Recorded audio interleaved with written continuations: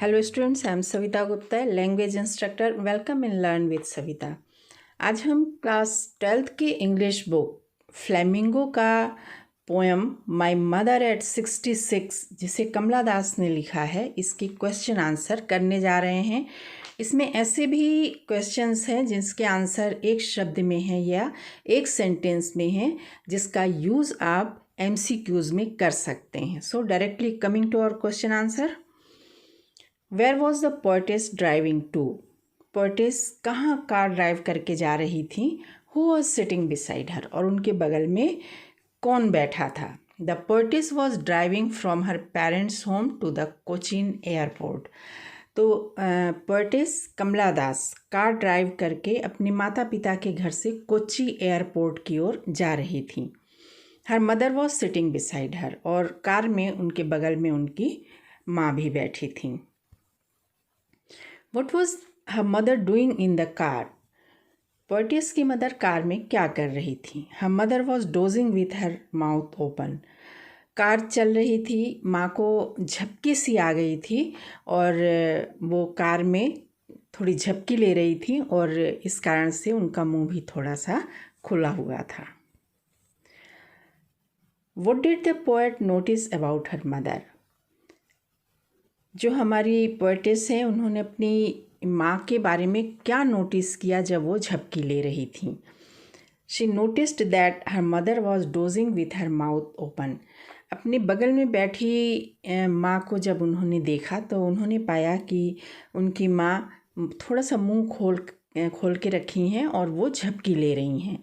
Her face was wrinkled, wan and pale and she was looking like a corpse. तो उनका चेहरा जो था झुर्रीदार था, निश्चित पीला पड़ा हुआ था और वो एक कॉर्प्स यानी कि डेड बॉडी की तरह दिखाई दे रही थी। What was her mother's face looked like? Why was her mother's face looked like that of corpse? हमारे पोएटेस को उनकी माँ का चेहरा एक कॉर्प्स की तरह, एक डेड बॉडी की तरह क्यों दिख रहा था? Her mother's face looked pale, faded and lifeless like a dead body because she has grown old. तो बुज़ुर्ग होती माँ यानी कि माँ की उम्र हो चली थी, उनका चेहरा बढ़ती हुई उम्र के साथ एकदम पीला, बेरौनक और लाइफलेस लग रहा था, ठीक एक डेड बॉडी की तरह। इसीलिए ऐसा कहा गया है कि उनका चेहरा एक कॉर्प्स की तरह लग रहा था। Why does Kamala Das look outside the car? Kamala Das ने कार के बाहर क्यों देखना शुरू कर दिया? The poetess is full of pain and ache when she looked at her aging mother sitting beside her. कमला दास जब कार चला रही थी और अपनी बगल में बैठी हुई माँ के चेहरे की ओर देखा तो बढ़ती उम्र के कारण उनकी चेहरे पर जो निस्तेज था, जो चेहरा एकदम डेड बॉडी जैसा लग रहा था, इससे देख करके उनके मन में बहुत ही दर्द और एक परेशानी सी उनके अंदर पैदा हुई। She looked outside the car to divert her sad thoughts she has about her old mother. तो अपने माँ के प्रति अपने मन में आने वाले इन दुखपूर्ण विचारों को झटकने के लिए वो कार से बाहर देखने लगी। What did the poet do after the security check? Security check होने के बाद एयरपोर्ट पर जब कमला दास पहुंच गई तो वहाँ उनकी बोर्डिंग हुई, वहाँ सिक्योरिटी चेक हुआ। तो उसके बाद हमारी पोएटेस ने क्या किया? After the security check the poetess stood a few yards away from her mother and looked at her face again. Airport पर सिक्योरिटी चेक ख़त्म होने के बाद पोएटेस अपनी माँ से कुछ यार्ड की दूरी पर खड़ी थी और उन्होंने एक बार फिर अपनी माँ की ओर देखा। She waved her goodbye and smile.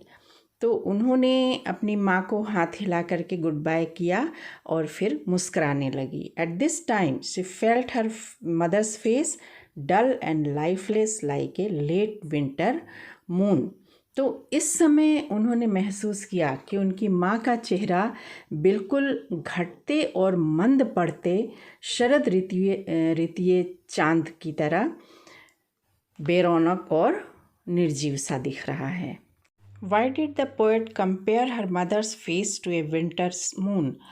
तो पोएटिस ने अपनी माँ के चेहरे का कंपैरिजन शरद ऋतु के चांद से क्यों किया? The late winter moon looks hazy and appears to lack brightness and luster due to mist and fog. तो शरद ऋतु का चांद है, शरद का मौसम है, ठंड का मौसम है, इस समय चारों ओर फॉग और मिस्ट फैला रहता है। तो इस फॉग और मिस्ट के कारण जो शरद ऋतु का चांद है वो बिल्कुल से बेरौनक हो जाता है, बिल्कुल से अस्पष्ट हो जाता है, इस कारण से वो बेरौनक सा दिखने लगता है। तो इसी तरह the poetess mother who is now old looks pale and devoid of exuberance due to the old age. तो इसी तरह पोएटिस की माँ का चेहरा भी बढ़ती हुई उम्र के कारण अब वृद्ध, पीला पड़ा हुआ और उत्साह से रहित दिख रहा है। इसीलिए पोएटिस ने माँ के चेहरे को लेट विंटर मून से कंपेयर किया है। What is the kind of pain and ache that the poetess feel?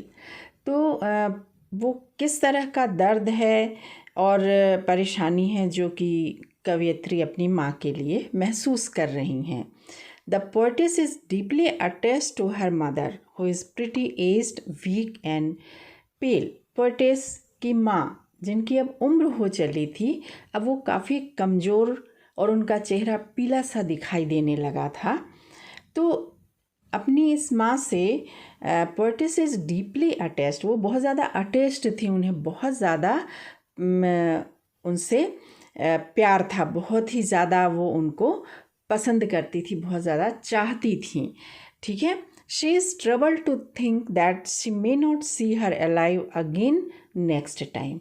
और वो इस बात को सोच करके बहुत परेशान हो जाती थी कि अगली बार जब वे आएंगी तो शायद अपनी माँ को वो जीवित न देख पाए। Why are the young tree described as sprinting? तो छोटे पेड़ जो है वो भागते हुए इन्हें क्यों बताया गया है? The car is moving when the poet looked outside the tree. तो जिस समय पोएटिस पेड़ों को देख रही थी उस समय कार चल रही थी। They appeared to be sprinting because the car was speeding fast in the opposite direction. तो पेड़ जो थे वो पोएटिस को भागते हुए इसलिए प्रतीत हो रहे थे क्योंकि उनकी कार पेड़ों के भागने की विपरीत दिशा में तेजी से चल रही थी। The young trees represent how fast time has flown by. भागते हुए, तेजी से भागते हुए पेड़ ये बता रहे थे, इस बात के प्रतीक थे कि समय कितनी तेजी से गुजर गया। Now her mother is old and approaching towards death. और अब उनकी माँ कितनी बुजुर्ग हो चली हैं और धीरे धीरे मृत्यु की ओर बढ़ रही हैं। What do the parting words of poet and her smile signify? तो जो पोएटिस थी जब वो माँ से विदा हो रही थी तो फिर उन्होंने अपनी माँ से पार्टिंग वर्ड्स कहा था सी यू सून अम्मा, है ना। तो उनके ये शब्द और पोएटिस की स्माइल, ये दोनों क्या सिग्निफाई कर रहे हैं, इनका क्या महत्व है, क्या बताना चाह रहे हैं। The poet's is taking leave of her mother. अब पोएटिस जो थी कि वो अपनी माँ से विदा ले रही थी, एयरपोर्ट पर पहुंच चुकी थी, सिक्योरिटी चेक हो गया था, अब वो उनसे विदा ले रही थी। She is not sure of meeting her aged mother again. ठीक है। तो अब वो इस बात से बिल्कुल भी श्योर नहीं थी कि वो अपनी बुजुर्गवार माँ से दोबारा मिल पाएंगी, वो मिलेंगी भी या नहीं मिलेंगी। When she says see you soon अम्मा, और विदा होते समय जब वो अपने माँ से कहती हैं see you soon अम्मा, it signifies hope and assurance not only to her but to her mother also that they will meet soon. तो जिस समय वो मुस्कराते हुए अपनी माँ को कहती हैं सी यू सून अम्मा, तो उस समय वो न सिर्फ ऐसा कह के खुद को बल्कि अपनी माँ को भी उम्मीद और आश्वासन दे रही थी कि वो जल्द मिलेंगे। तो ऐसा है कि कोई हमारा इंतज़ार कर रहा है, उससे फिर मिलने की उम्मीद है और ये आशा बुज़ुर्गों में जीवन जीने की एक नई चेतना भर देता है। तो ये है सिग्निफिकेंस पोएटिस के कहे पार्टिंग वर्ड्स का और उसके स्माइल का। How does Kamala Das try to put away the thoughts of her ageing mother. Car drive करते समय कमला दास अपनी बुज़ुर्ग हो रही माँ के बारे में उनकी दिमाग में जो विचार चल रहे थे उसको कैसे उन्होंने बाहर निकाला। Kamala Das finds it hard to accept the fact that her mother growing old। कमला दास को इस सच्चाई को स्वीकार करने में बहुत मुश्किल आ रही थी कि उनकी माँ बुज़ुर्ग होती जा रही हैं। As it brings back to her mind her childhood fear of losing her mother. क्योंकि ये फीलिंग उनके अंदर की कि उनके बचपन का जो डर था, उनकी माँ से बिछड़ने के डर को उनके अंदर फिर से पैदा कर रहा था। She makes a deliberate effort to put away such thoughts by looking outside the car at the sides passing by. तो अपने अंदर डर पैदा करते हुए इन विचारों को हटाने के लिए वो कार से बाहर चल रही गतिविधियों और दृश्यों को देखने के लिए कार से बाहर देखने लगी। What was a poetess childhood fear. कवियत्री के अंदर बचपन का क्या डर था। During her childhood Kamala Das was insecure about losing her mother just as all young children often are. अन्य सभी छोटे बच्चों की तरह कमला दास के अंदर भी इस बात की इनसिक्योरिटी थी कि कहीं वो उनकी माँ से बिछड़ न जाए। The same old feeling came to haunt her when she looks at her mother's pale and lifeless face। ठीक है, तो जब वो अपने कार में बैठी अपनी माँ के पीले पड़ रहे बेजान से चेहरे को जब वो देख रही थी तो उनके अंदर फिर वही डर पैदा हो रहा था, अपनी माँ से बिछड़ने का डर। The poet feels the similar kind of fear that she may not see her alive again। अब वे अपनी माँ को दोबारा जीवित नहीं देख पाएंगी, वो उनसे हमेशा के लिए बिछड़ जाएंगी। ये डर, ये फीलिंग फिर से उनके अंदर पैदा हो रहा था। She hides her feelings behind her smile। और अपने इस डरावने फीलिंग को वो अपने मुस्कुराहट के पीछे बड़े यत्न से छुपा लेती हैं। Why does the poet brought in the image of the children spilling out of their houses। बच्चे पानी की तरह छलकते हुए घर से बाहर आ रहे हैं। पोएटिस इस इमेज को यहाँ क्यों लाई हैं। The image of the children spilling out of their houses has been brought to show the contrast between the children who are energetic and full of life and her mother who is old, pale and lifeless। तो सभी बच्चे खुश हैं, वो पानी की तरह छलकते हुए खेलने के लिए अपने घरों से बाहर आ रहे हैं। इस इमेज को यहाँ बच्चे जो जीवन और ऊर्जा से भरपूर हैं और उनकी माँ जो काफ़ी वृद्ध, निस्तेज और निर्जीव सी हो गई हैं, उनके बीच का कंट्रास्ट दिखाने के लिए यहाँ लाया गया है। In childhood one is full of energy. जब व्यक्ति चाइल्डहुड में होता है, बच्चा होता है, तो उस समय वो ऊर्जा से भरपूर होता है। In one's old age the person becomes pale and lifeless. और उम्र बढ़ने के साथ वो वृद्ध, निस्तेज और निर्जीव सा हो जाता है। Ageing is a natural process. Have you ever thought what our elderly parents expect from us? तो उम्र बढ़ना एक स्वाभाविक प्रक्रिया है। क्या आपने कभी सोचा है कि हमारे बुज़ुर्ग पेरेंट्स हमसे क्या उम्मीद करते हैं? No doubt ageing is a natural process. इसमें कोई शक नहीं कि उम्र बढ़ना एक स्वाभाविक क्रिया है, स्वाभाविक प्रक्रिया है जो सबके साथ होता है। Our elderly parents long only love, care and attention from us. तो हमारे जो बुजुर्गवार माता पिता हैं वो हमसे सिर्फ अपनापन, प्यार, देखभाल चाहते हैं, है ना। वो चाहते हैं कि हम उनके ऊपर ध्यान दें, अटेंशन दें। They expect their children to share the happiness in their lives with them. और वो चाहते हैं कि बच्चों के जीवन में जो खुशी के अवसर आ रहे हैं वो उनके साथ बैठ कर के वो शेयर करें। And take their suggestions for making significant decisions. साथ ही जीवन में जो महत्वपूर्ण निर्णय ले रहे हैं, इस निर्णय को लेने में भी वो उनसे सलाह लें। This encourage them to live their lives enthusiastically. और अगर ऐसा होता है तो ये सब चीज़ें उन्हें उत्साहपूर्वक अपना जीवन जीने की एनर्जी देती हैं। What does the poetess smile in the poem My Mother at 66 show? तो हमारी जो पोएम है My Mother at 66, ये इस पोएम में जो पोएटेस की स्माइल है वो क्या बताती है?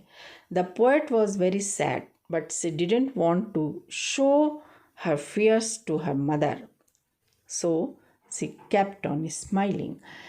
इस कविता में पोएटेस की मुस्कुराहट बताती है कि वो बहुत ज़्यादा दुखी हैं, पर वो अपना ये डर, अपना दुख अपनी माँ को बताना नहीं चाहती हैं, इसलिए वो मुस्कुराती रहती हैं।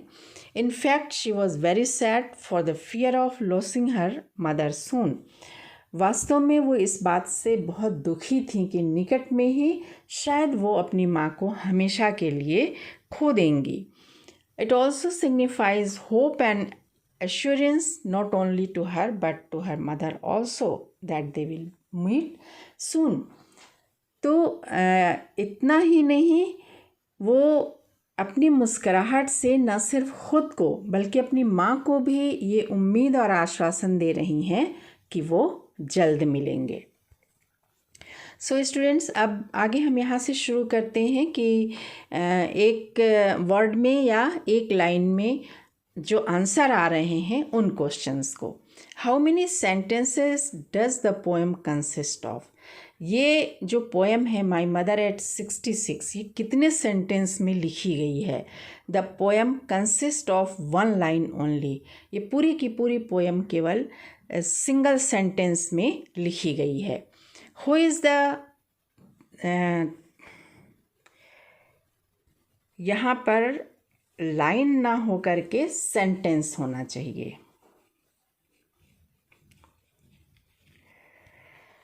Then who is the poet of the poem my mother at 66?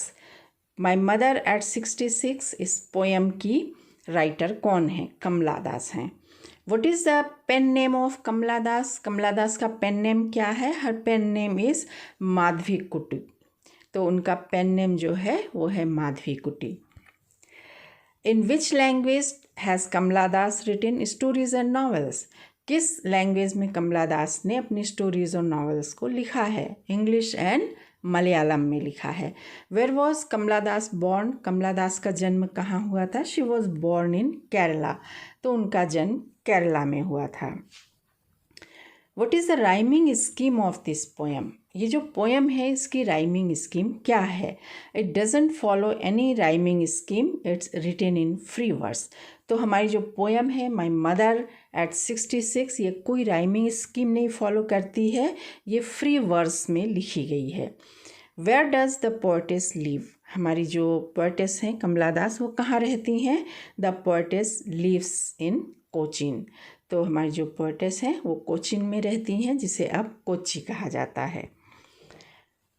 What kind of pain and ache does the poetess feel? हमारी जो पोएटेस हैं वो किस तरह के दर्द को महसूस करती हैं। द पेन एंड एक ऑफ लॉसिंग हर मदर, अपनी माँ को खो देने का दर्द। What is about the poem my mother at 66 signify, जो हमारे पोएम है माई मदर एट 66, ये किस बारे में है। It's about poetess fear of losing her mother, अपनी माँ को खो देने के डर के बारे में ये पोएम है।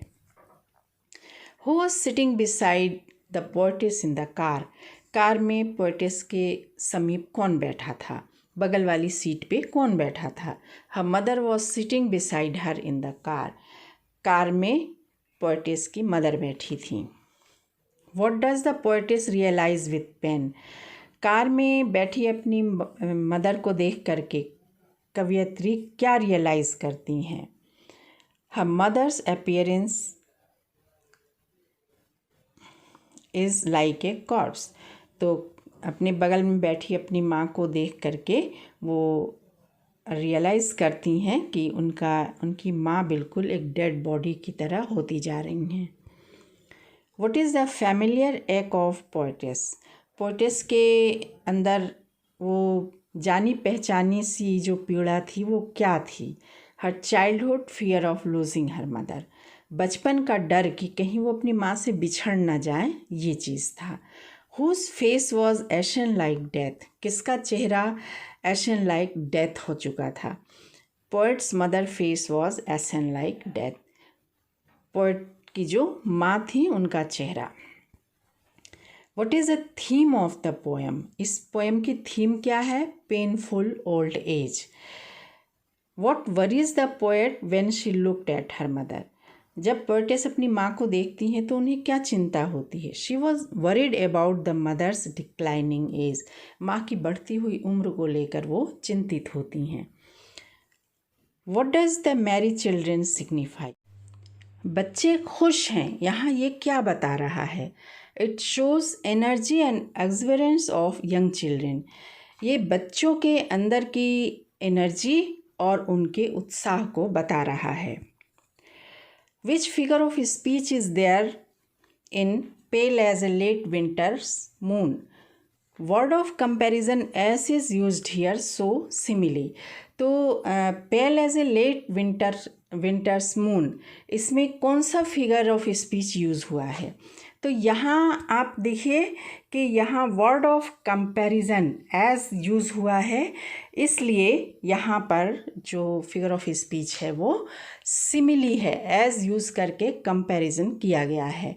What does the Asian face signify, ऐसे एशियन फेस से इसका क्या महत्व है। It signifies pail and lifeless face, ये एशियन फेस बता रहा है कि जिस चेहरे को डिस्क्राइब कर रहा है वो पीला पड़ चुका है और लाइफलेस दिख रहा है।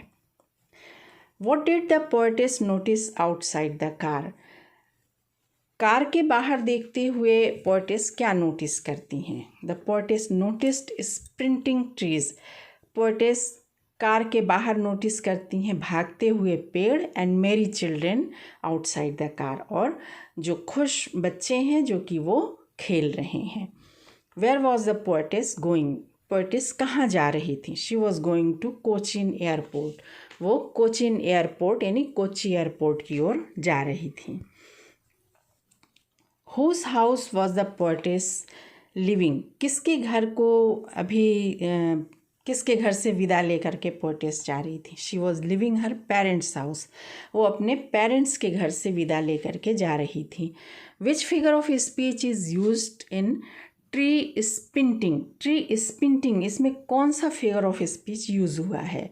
Human quality sprinting is given to the trees, so here personification, तो ट्रीज स्प्रिंटिंग में पर्सनिफिकेशन फिगर ऑफ स्पीच का यूज़ हुआ है, क्योंकि स्प्रिंटिंग यानी भागना ये एक ह्यूमन क्वालिटी है, तो ये ह्यूमन क्वालिटी ट्रीज़ को, जो कि नॉन लिविंग ऑब्जेक्ट है, उसको दी गई है, इसलिए यहाँ पर पर्सनिफिकेशन है।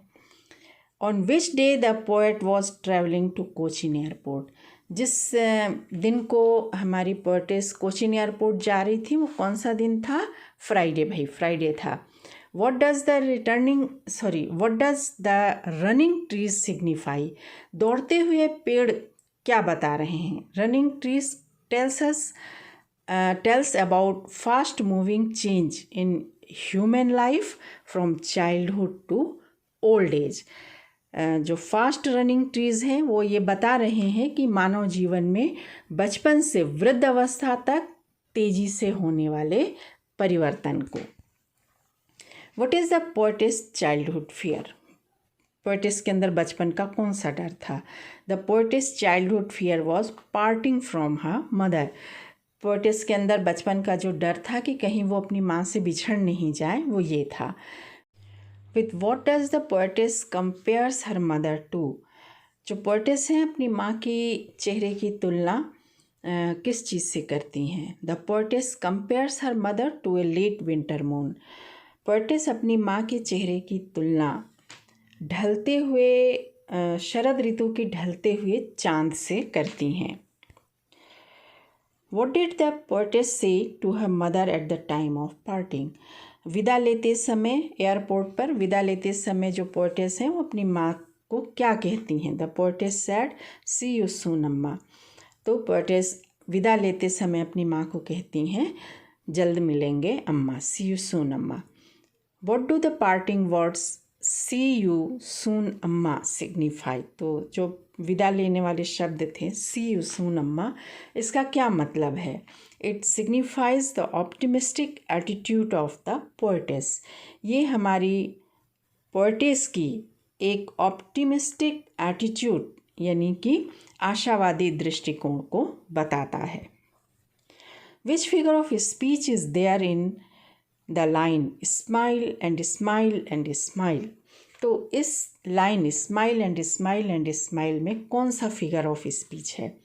Repetition of the word smile 3 times in the sentence, so repetition. तो यहाँ पर स्माइल वर्ड का रेपिटेशन सेम सेंटेंस में 3 बार हुआ है, इसलिए जो फिगर ऑफ स्पीच है वो है repetition. What does the poetess smile signify in the poem? तो इस पोएम में जो पोएटेस की स्माइल है उसका क्या इंगित करता है? Her assurance to mother besides her helplessness. तो अपनी असहायता, अपनी हेल्पलेसनेस के बावजूद उसकी मुस्कुराहट माँ को आश्वस्त करती है कि वो फिर मिलेंगे। What does the narrative style of poem signify? तो पोएम की जो नैरेटिव स्टाइल है इसका क्या महत्व है? A single thread of thought mixed with harsh realities.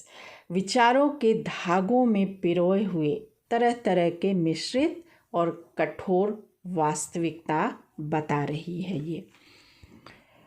What does the poetess single sentence style of poem highlight? तो लगभग सेम क्वेश्चन है, थोड़ा सा वर्ड चेंज हो गए हैं कि पोएटेस ने सिंगल सेंटेंस में पूरे पोएम को लिखा है, ये क्या हाईलाइट करता है? हर इंटरट्विनिंग थॉट्स, उसके आपस में उलझे हुए मिश्रित विचारों को ये सिग्निफाई करता है। What is the universality of the theme in the poem? इस कविता में जो थीम है, इस कविता की जो थीम है उसकी यूनिवर्सलिटी क्या है? It is death is true. ये जो थीम की जो यूनिवर्सलिटी इस पोएम में दिखाई गई है वो है कि मृत्यु एक सत्य है, सबको मृत्यु आएगी। What is the mood in the last 2 lines in this poem? इस कविता के लास्ट 2 line में कविता का मूड क्या है? एक्सेप्टेंस ऑफ रियलिटी, सत्य को स्वीकार करने का भाव जो है वो लास्ट की 2 lines में दिखाई गई हैं। What is the distinctive feature of the poem? इस कविता का सबसे डिस्टिंक्टिव फीचर क्या है? Narrative style in a single sentence. Single sentence में लिखी हुई पूरी पोएम नैरेटिव स्टाइल में है। So students, this is all about the question answer of this poem. Thank you, thanks for watching the video.